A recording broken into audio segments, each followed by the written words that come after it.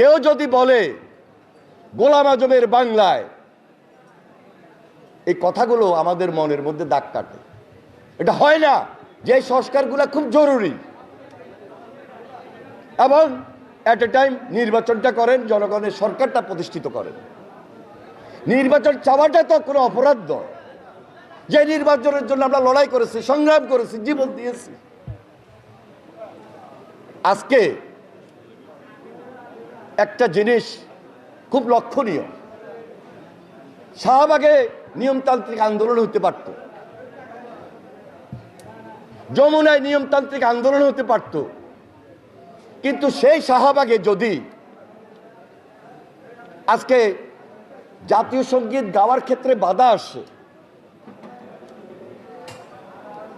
বিএনপিকে কেউ কেউ ভুয়া ভুয়া বলে স্লোগান দিতে চায়, কেউ যদি বলে গোলাম আজমের বাংলায়,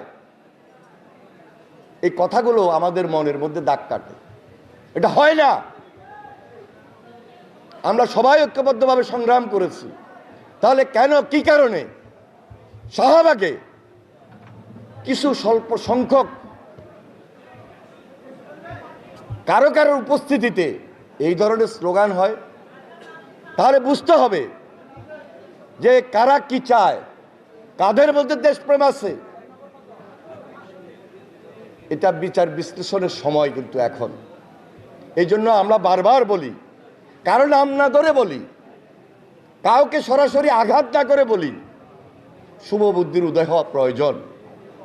দেশের জন্য লড়াই করেছি, দেশের জন্য সংগ্রাম করব, লড়াই করব, কিন্তু গণতন্ত্র আমাদেরকে প্রতিষ্ঠিত করতে হবে, এর কোনো বিকল্প নাই। আমরা আশা করতে পারি দায়িত্বশীল দল হিসাবে, জনগণের দল হিসাবে, অভিজ্ঞতা সম্পন্ন দল হিসাবে, গণমানুষের দল হিসাবে বাংলাদেশ জাতীয়তাবাদী দল এই দেশের নেতৃত্ব ভবিষ্যতে দিতে পারে ইনশাল্লাহ। অতীতও আমরা দিয়েছি। আমরা তো এই কথা বলি নাই যে আমরা এককভাবে দেশ চালাবো। আমরা তো বলি নাই এক ব্যক্তির শাসন থাকবে। আমরা তো বলি নাই এক দলের শাসন থাকবে। বিএনপির মধ্যে কোনো ফ্যাসিবাদ ছিল না, বিএনপির মধ্যে কোনো একদলীয় শাসন ব্যবস্থা ছিল না, এক ব্যক্তির শাসন ছিল না, স্বৈরাচারী শাসন ছিল না, কর্তৃত্ববাদী শাসন ছিল না।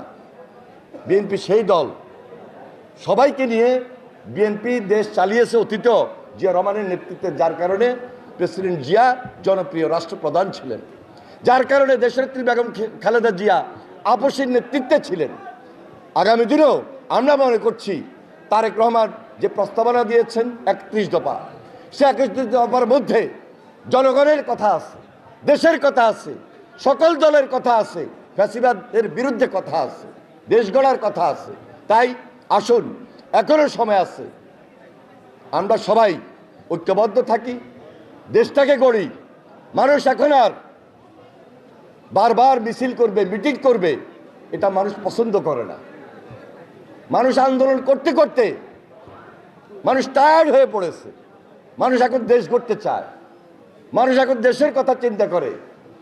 আর আমরা বিএনপি গণতন্ত্রে বিশ্বাসী বলেই নিজের দলের ভিতরে আজকে কাউন্সিলের ব্যবস্থা করেছি।